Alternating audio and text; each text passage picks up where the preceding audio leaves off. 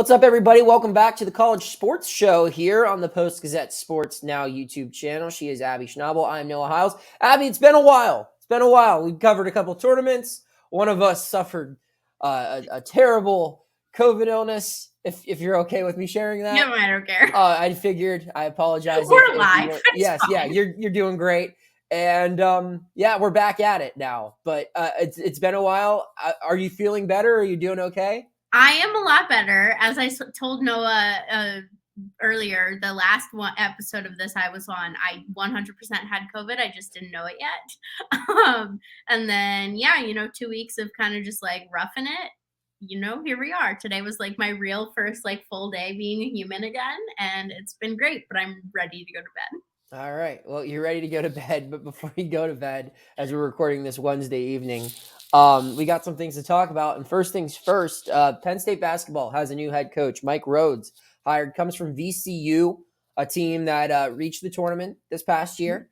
A guy that I saw coach in Brooklyn earlier this year. But as someone who's covered Penn State, both, back in your time in Wisconsin and of course here at the Post-Gazette, I want to know what your thoughts are on this acquisition, on this hiring for the Nittany Lions. Yeah, so first of all, I was kind of, hoping Penn State would pony up to keep Shrewsberry just because of the fact that he was able to do what he did in 2 years is really impressive.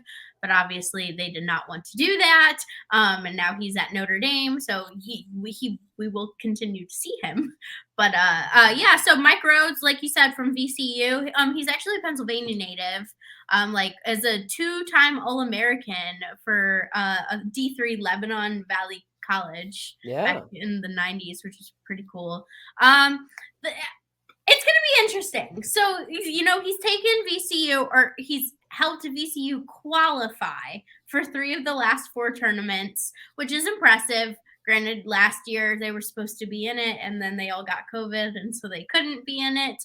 But there's a lot of, dislike about the fact that he is yet to win an NCAA tournament game, or at least Division I, I should say. In some of his other ventures, he's won D3 and D2, but not a Division I, which people aren't exactly happy about. However, I just think, a Power 5 program, you're able to recruit, you have a little bit more resources, so I could see him being successful. It's also going to be interesting because it's a very different mindset. Shrewsberry was very offensive focused, wanted to keep the pace up.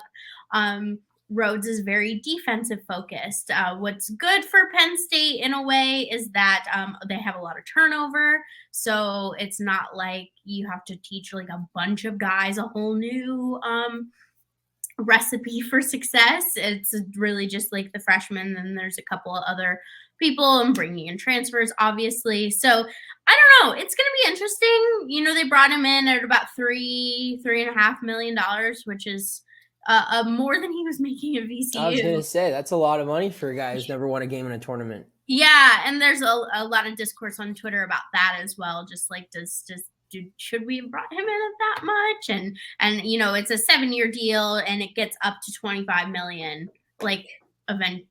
So, it's a big contract, and so it'll be interesting to see how he does with it. I love a defensive-minded team, so I'm excited about that, but I don't know how the transition is going to go. So, I don't know. There's pluses and minuses just with every coaching hire. As far as transition goes, I actually think this is the right time to make a coaching switch. If you think about it, it's just because, your program has momentum.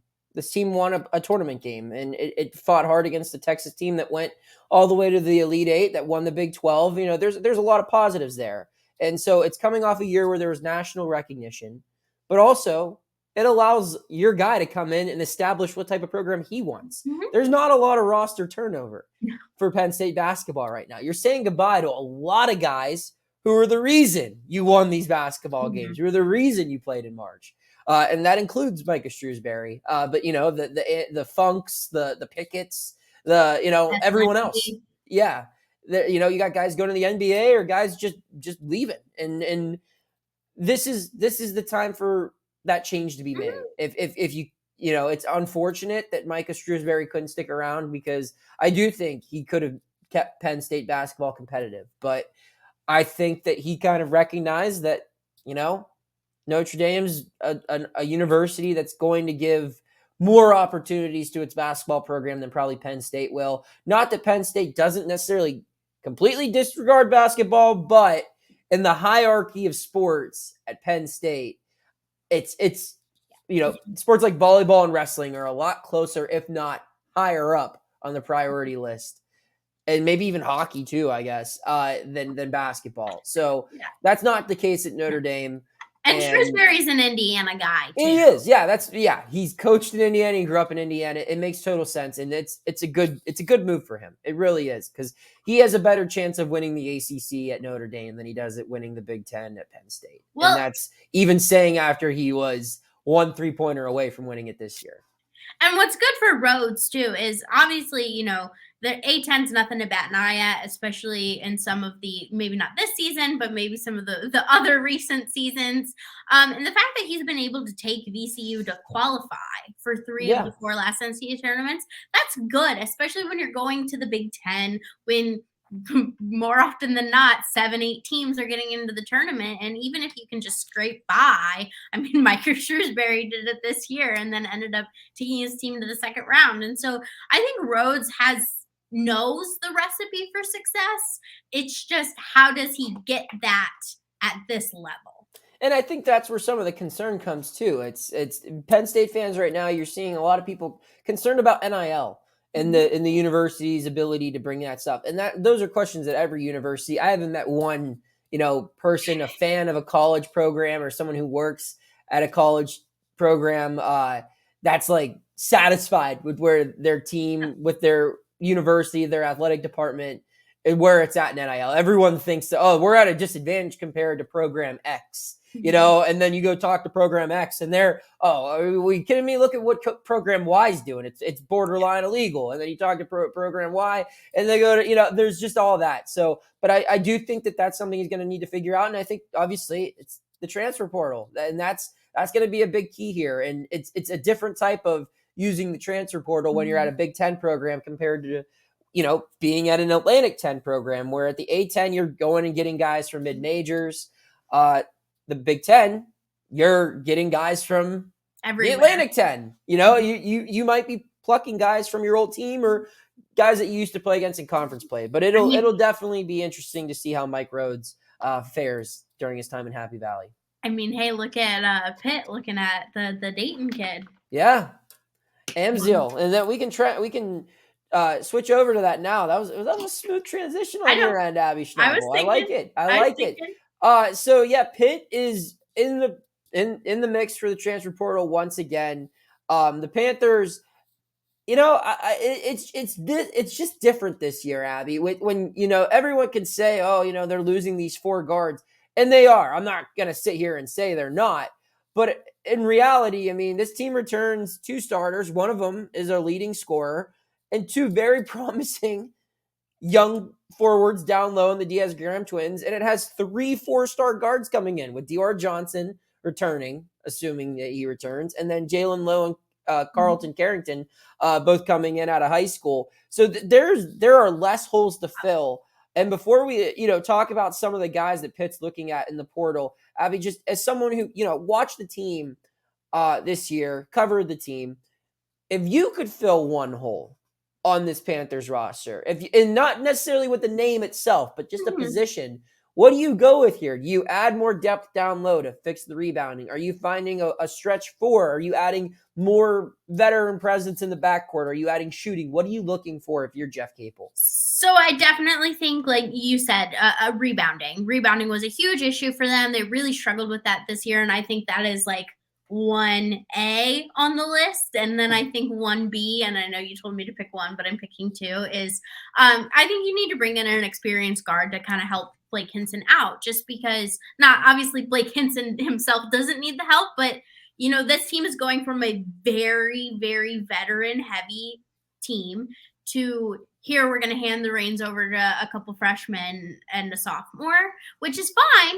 Programs do it all the time. We've seen programs be successful with it. But if I'm Jeff Capel, I want to bring in at least 1 just kind of experienced, guard. He doesn't even necessarily need to start, but you just need someone to be able to come in, keep the pace, keep the steadiness, because, there are a lot of rookie mistakes that happen, and they happen often at the guard position. And so if I'm capable, 1A is rebounding, 1B is I want to find an experienced guard. It's interesting that you bring up the experienced guard element because today, over Zoom, Pitt met with Joe Girard of Syracuse. How do you think that fit would go here? Do you think that he is what Pitt needs? I don't know. Four-year starter in the ACC, can score, can move the ball around, but is that too big of a name with that young backcourt? Yeah, so if I'm capable, I want to be able to develop my young guys, because on paper and on the film we've seen, they look good and they look like they're gonna be real big stars for this team. So if I'm capable, I don't want a big name. I do something like North Carolina did with Paxton Wojcik, bringing him in, mid-major guy from Loyola Chicago and from Brown. He's a guy that, he's done a lot of stuff for his previous teams, but he's not your big name. Because let's be real, this team doesn't need necessarily another big name. And if I'm capable, I want to focus more on developing those guys, but having someone that I can also rely on when those guys are making too many mistakes. Yeah, I just look at guys, who Pitt's expressed interest in.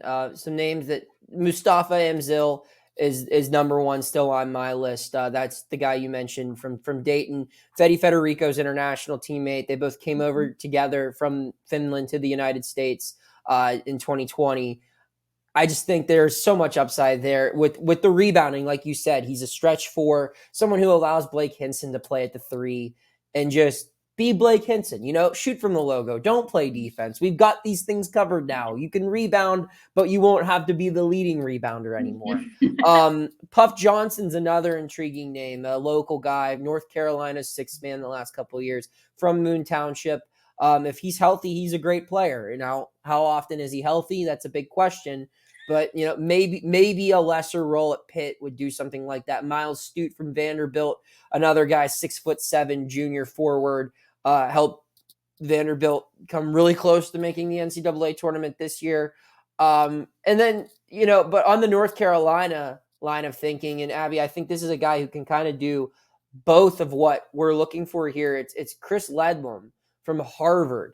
And this would be, if I could pick one guy, if I'm not getting Amzil, I'm getting this kid from Harvard here. He'd be a graduate transfer, so he's played in the collegiate level for at least 4 seasons. He's 6'6". He can play forward. He can play guard. You can play him at the 3 or the 4. You can interchange him with Hinson there. This is a guy who averaged 18.8 points a game, 8.5 rebounds, 1.5 assists, 1.6 steals.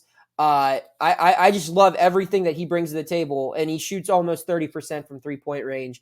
I just think someone like that who, the size isn't crazy, but he does everything you need if you're Pitt.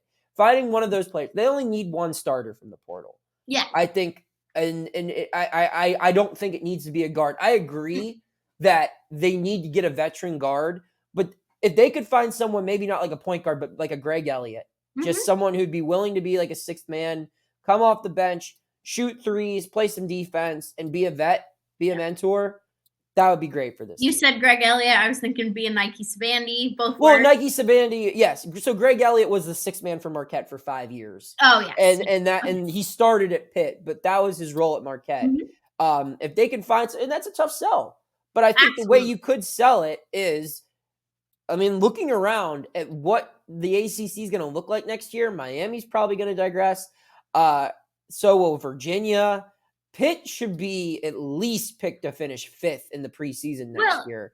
And it's easy to sell an opportunity to be a sixth man on a top 5 team in a power conference like this, because you're seeing in the tournament, you look at a team like UConn where their graduate transfers are coming off the bench and playing key minutes in big games. Well, yeah, and it's also the element of this is a great opportunity to look and find, like you said, a guy from Harvard, a mid-major guy, a guy who was maybe the star of their team, but isn't necessarily going to be that star power, is going to be a key sixth man, and maybe even come in and start sometimes. But like we've said, it's this is the perfect time, and you have the veteran presence in Blake Hinson and even Fetty a little bit to allow those other roles to be with freshmen. So bring in a veteran guy from a mid-major who's really good, or even from a Power 5 who wasn't getting that much playing time, and just like you said, it's you're gonna likely be top 5 in the ACC, which is an exciting thing. And maybe it's a hometown guy you're able to kind of like string back in, like the football team has done a couple times now. More than a couple, yeah. Yeah. And so I don't know. I don't think it's that hard of a sell. It just, in today's day and age, everyone wants to be the star of the team, but everyone is not capable of being the star. And I think the kind of guy that Capel is going to want for that role is exactly the kind of guy that's like, oh yeah, no, it's my time to help and teach and provide assistance rather than I want to be the leading scorer. So Caleb Love's not coming to Pitt. No, I'd be shocked. Yeah, I think I would be too. So Caleb Love played in the Final Four last year. We mentioned UConn. They're in the Final Four this year. Abby, it's been an insane tournament. My sister is the only person I know that had one team in the Final Four. She picked it Florida Atlantic to win it all because her boyfriend goes there or went there. That's basically it. What's that? My brother picked Florida Atlantic to go to the Final Four. There we go. So it's been a nuts tournament for sure. But we have 4 teams remaining. Miami plays UConn, and then Florida Atlantic plays San Diego State. And one of those 2 teams will play for a national championship Monday evening. Abby, is it as simple as it's UConn versus the field at this point, or do you think Miami or one of these other 2 teams has a chance to beat the Huskies? I think whoever wins between Miami and UConn is winning the whole thing.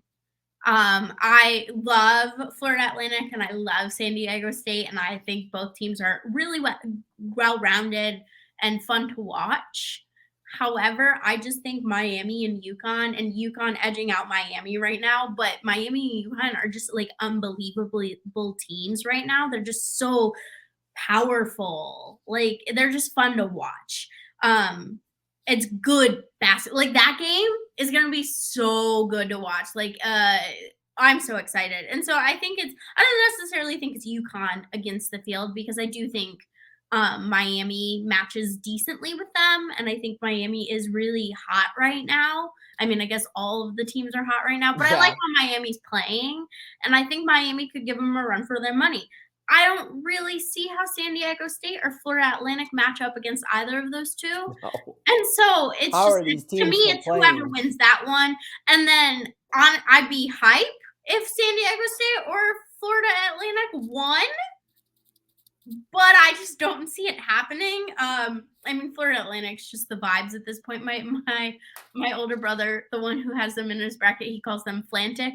He's Team Flantic. I'm like, great. So I guess if I have to pick a team from that one, I'm picking Flantic just for the vibes. For the vibes. I don't know. I mean, I think I'd go with UConn, but I really think Miami has a good chance of winning that game. So that's my take. So San Diego State, I still don't understand how this team is in the Final Four. I watched it a lot in the regular season and wasn't impressed. I watched it a lot in the tournament, and I was simply befuddled that this team. I'm kind of shocked they made it out of the first round. And speaking of that, a team that shouldn't have made it out of the first round is Flantic, aka Florida Atlantic. They should have lost to Memphis. They're the victims of, or the beneficiaries, I should say, of a horrible jump ball call with like 7 seconds left. Made my guy Penny Hardaway throw a water bottle across the court. And what do they have waiting for him in the next round is Fairleigh Dickinson. So there you go. Just skip right on into the Sweet 16. And they've had such an easy road, and I'm not taking anything away from them. They beat a really good Kansas State team in the Elite Eight, and they deserve to be there. They made it, but it's just crazy how this tournament plays out every year, where you got Flantic standing alone in the Final Four. But you go to this other side of the bracket, and for all of the criticism that this tournament has is how random it is, these are two actual Final Four teams. Like Miami and UConn in another year, sure, in the other tournament, it'd be 2 1s on the opposite end of the bracket. But these two teams are deserving to be here. If you look, UConn has dominated. Since losing that first half against Iona, UConn has dominated anyone who dared to stand in its way, including a Gonzaga team that has tons of tournament experience and has a great head coach. And if you look at Miami might have one of the most impressive roads to the Final Four that I can remember. It not once got an easy, benefited from an upset, really, all the way to the Final Four. You look at its path. It takes on Drake in the first round. That's not an easy matchup. They were only a 1.5 point favorite against Drake, and they were losing deep into the second half of that game. They draw Indiana in the second round. Indiana is really good. I mean, they have two really good players. They have a lottery pick in Hood Schifino, and Jackson Davis is like a Naismith finalist. They get to the Sweet 16. They play Houston, a team who's 2 wins away from playing in the Final Four in its home city, a team that was the second odds-on favorite to win the whole darn thing in Vegas. And they make light work of Houston. There was no doubt about that one. And then they go play Texas, a team that was looking like the team of destiny, won the Big 12, which is the best conference in college basketball. And they were down by 13 with 7 minutes left, and they find a way to win. It's just crazy how this Miami team has withstood everyone's best punch. Yeah. And Jim Larinaga done a fantastic job. Isaiah Wong, Wooga Poplar, Norchad, all of these guys, all the unique names, that the best names in college basketball as well on this roster. Even read through some of the guys on their bench. They're incredible. You can't forget about Jordan Miller. I know his name isn't as fun. Jordan Miller is probably their best player, but he's got a boring name, so he's not Norchad O'Meara. Come on. But no, this Miami team, I've covered them twice. I've seen them play in the ACC tournament as well. I kind of saw this deep run coming. I didn't know if a Final Four run, but if you would have told me an Elite Eight, a Sweet 16 without a question. And I agree with you. The winner of that game, Hurricanes, Huskies, winner, congrats on your national championship. Because I'm sorry, I don't care how weird your tournament is. Year in and year out, San Diego State and FAU, they just don't win these things. No. So that it just can't happen. I won't allow it. What I do love about Kansas State losing in the Elite Eight is it's just so funny because their last 3 trips to the Elite Eight, they've lost to a lower seed. And so it's always like, I always want that team to do well. Granted, one of those teams was Loyola. So it's always like, yes, do well. But yeah, no, Miami and UConn, it's like you said, hand it over. I mean, the championship game will still be fun to watch, but essentially will it be? Are we going to get a championship game like we got for football this year, Abby? No, I don't think so. Because here's the thing is, I think UConn's going to comfortably win, but I don't think they're going to win by like 20, 30. Vibes. I just don't know. I mean, they're beating everyone by 20 and 30. I know, that's fair. They're beating Gonzaga by 20 and 30. I know. They're killing everyone. Why would they not do this against Florida Atlantic? I'm just saying, I hope not. And I just think I think you go to the tournament, you're going to play your best basketball. And I think UConn, I don't know. I can't even argue this for myself. I don't know either. It's just like, as we wrap up the show, it's just like, it's going to be so weird looking through like past champions. And it's like Kansas, Duke, North Carolina, Villanova, and then it repeats. And then it's like, oh yeah, that one year Florida Atlantic won it. And like, it's just like, what happened? Was this the year COVID ruined the tournament? Like, no. It had nothing to do with it. Like, it was. This is the year that all the 1 seeds were knocked out really early. Yeah. And the 2 seeds and the 3 seeds. Oh, yeah. So it's been a fun tournament nonetheless. Next time we talk to you guys, we'll have some analysis on the end of March Madness. It will be the off season officially. Abby, any final thoughts before we wrap it up here? No, I'm just excited to watch the game on Monday with a vat of buffalo chicken dip. There we go. One shining moment. Even if it's not a good game, the buffalo chicken dip will be good. Sounds good. Well, for Abby Schnable, I'm Noah Hiles signing off saying hit that subscribe all button if you haven't already and keep tuning in to the Post-Gazette Sports Now YouTube channel. We'll have more content here waiting for you. Take care. Thank you for checking out this content from Post-Gazette Sports. If you liked the video, please like it and subscribe to our YouTube channel. If you enjoyed it on Apple Podcasts, please rate us 5 stars on Apple Podcasts. For 6 months of digital access to post-gazette.com for just $6, click the link down in the description.